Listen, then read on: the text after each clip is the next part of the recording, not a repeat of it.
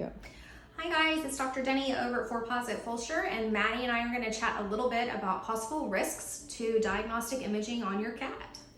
Dr. Denney, have any risks been associated with cat diagnostic imaging?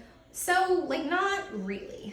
The act of taking x-rays or performing an ultrasound isn't necessarily risky, the procedure itself, but your patient could have a medical condition that could make it risky. So if I have a cat that's in respiratory distress, like having trouble breathing, can't get enough oxygen, I'm gonna be very careful while performing diagnostic imaging like x-rays or an ultrasound, because I don't want to compromise that patient further. So we may provide flow by oxygen, much like humans will wear like a face mask with oxygen or like a nasal cannula. We will provide flow by oxygen to help support the patient while we're doing our imaging. Or sometimes we'll take breaks. So if I have a patient that has heart disease or lung disease, and I don't want them stressing out because that could exacerbate their symptoms and something bad could happen, we're gonna take breaks. So we'll take one view, let the kitty cat go sit in an oxygen cage or just kind of relax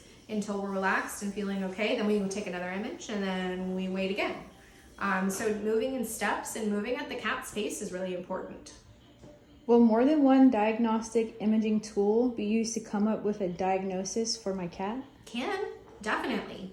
There's sometimes when, I might take an x-ray or pop an x-ray on a cat and I'm like, I see something that I'm not really sure what this is. The x-ray is really good for super obvious stuff, but for more subtle diseases, ultrasound can be really helpful. So if I take an x-ray and I'm like, oh, that really looks like there might be a tumor in the abdomen, but I can't really tell for sure, then I'm gonna wanna do an ultrasound and confirm what I think I'm seeing.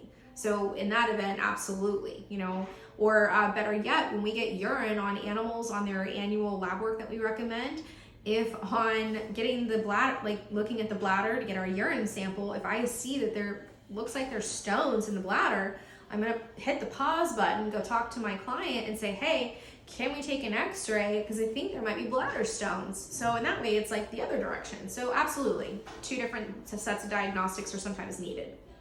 Are certain cat breeds predisposed to cat diagnostic imaging risk? No. I've never even heard of that. So just no. How can the risk of cat diagnostic imaging be minimized? I think we already talked about it, right? So it's all about your patient. So if your patient is having trouble breathing, be cognizant of that, which we are. We're very careful with our diagnostics and we make sure that our patients are comfortable and that while we're getting these diagnostics done, that they're not stressing out. I think that's super important. And it should be important at any vet clinic. If you have a veterinarian that you're seeing that is, kind of forcibly holding animals down to perform, procedures when they're super stressed out, I would say maybe we need some sedation to calm the pet down. Personally, that's a personal opinion. So I hope this helped answer any questions you might have about possible risks with cat diagnostic imaging, meaning that there really are none unless the patient is compromised. And if you do have further questions, feel free to give us a call and I'm happy to chat, or one of my very educated technicians can talk to you too. Thanks, guys.